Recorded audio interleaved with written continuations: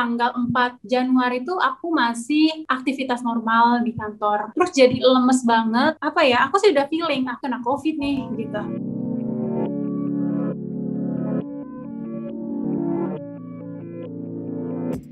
Perkenalkan, saya Rizka Yudhista. Saat ini saya bekerja di PT Kereta Api Pariwisata, anak perusahaan dari PT Kereta Api Indonesia, di bagian spesialis pariwisata. Pas pertama kemunculan COVID ini kan kita mungkin ngiranya yang akan kena COVID itu mungkin adalah orang-orang yang bisa dibilang lansia atau udah tua dan fisiknya itu udah lemah gitu ya kan. Tapi semakin kesini gitu, semakin banyak gitu usia produktif yang justru terkena COVID juga gitu. Boleh tahu nggak sebenarnya kronologi awal Kariska itu kena COVID gitu, itu gimana? Tanggal 4 Januari itu aku masih aktivitas normal di kantor. Malam harinya tuh badan ngerasa dingin, tapi aku memang nggak mengalami suhu demam tinggi. Cuma aku nggak enak badan, tiba-tiba aku terserang batuk, terus jadi lemes banget. Apa ya, aku sih udah feeling aku kena COVID nih gitu. Nah, cek tanggal 5-nya itu aku coba antigen di stasiun Gambir. Nah, dan ternyata positif. Dari situ langsung dirujuk untuk melakukan tes PCR. Dari tes PCR itu ya kira-kira aku langsung isolasi mandiri kan semenjak tanggal 5 itu.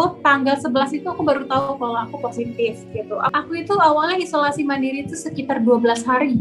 Itu hanya gejala ringan kayak anosmia yang hilang penciuman itu sekitar 4 hari. Kemudian aku ngalamin batuknya sih nggak parah, aku lebih ke pusing sama mual, gampang capek dan agak-agak susah buat berpikir gitu, diajak berpikir yang agak berat. Untuk emosional sih mungkin berpengaruh ya dengan mental psikis kita. Lebih ke menerima kenyataan, lama-lama berdamai dengan diri sendiri. Oh ternyata COVID, oke, aku coba lakuin apa yang aku suka gitu.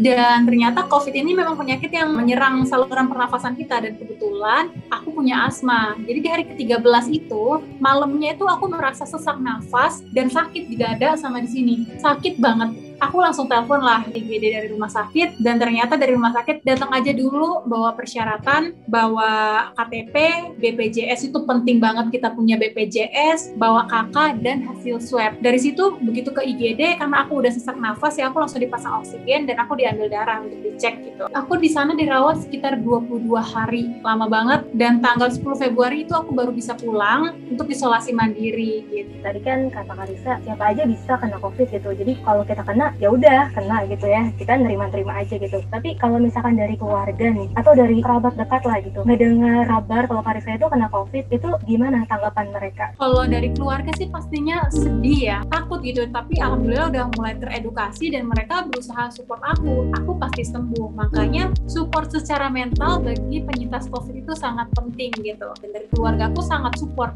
Aku warga baru gitu, gimana sih rasanya takut nggak diterima di masyarakat, warga baru kena COVID gitu kan. Aku lapor langsung ke Pak RT, dan Masya Allah itu sangat mensupport aku gitu. Aku lapor ke RT, RT langsung kasih kontaknya ketua gang, dan ketua gang itu langsung menghubungi aku. Aku disupport secara mental, kebutuhan logistik aku disupport. Bahkan tiap hari itu aku selama 12 hari isoman di rumah, itu ditaruh makanan. Jadi aku disuruh taruh meja di depan rumah, ditaruh makanan setiap hari gitu. Lapor ke puskesmas, itu fungsinya apa? Fungsinya kalau sewaktu-waktu ada terjadi yang tidak diinginkan, mereka bisa membantu kita. Karena kita walaupun isolasi mandiri, kita harus butuh dokter untuk support kita gitu. Progres kesehatan kita harus wajib banget. Jangan karena takut, karena dicecer sama masyarakat, takut nggak diterima, kita nggak mau laporan. Namanya di sini kesehatan mental itu sangat penting. Lebih banyak edukasi diri sendiri, edukasi orang lain, supaya yang penting jangan pernah menjudge orang tersebut dan buat mental orang tersebut itu down. Ketika ada teman kita yang COVID, kita sehat, kita harus lebih berhati-hati ngomongnya, karena hal sekecil apapun itu akan bisa bikin baper, padahal maksud kita nggak kayak gitu, dia akan mengartikan yang berbeda gitu. Jadi pernah nggak sih ketika Karisa tuh ngerasa down terus kayak nyalahin diri sendiri atau nyalahin orang lain? Kalau down sih pasti setiap penyintas akan merasakan yang namanya down, ngerasa kayak ini gue sendiri nih gitu. Tapi kalau untuk menyalahkan orang lain, menyalahkan diri sendiri, karena kan kita tahu siapa sih yang mau kena COVID gitu. Berdamai dengan diri sendiri itu penting. Kayak ya udah positive thinking, pasti sembuh, cuma masalah waktu.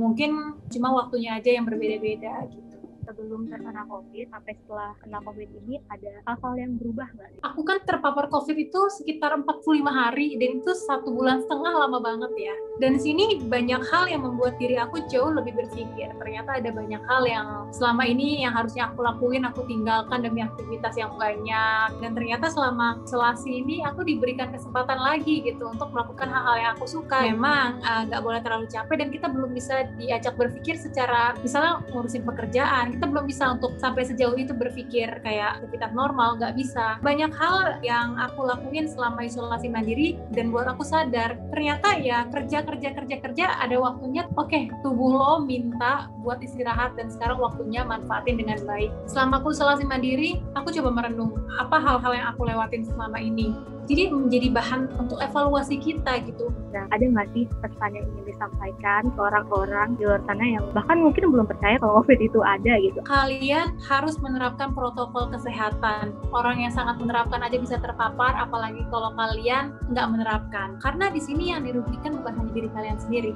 orang lain yang ada di sekitar. Ketika kita merasakan gejala, kita harus segera tes. Mungkin di tubuh kita virus itu nggak berbahaya, tapi bagaimana dengan orang-orang yang di sekitar kita yang punya komorbid?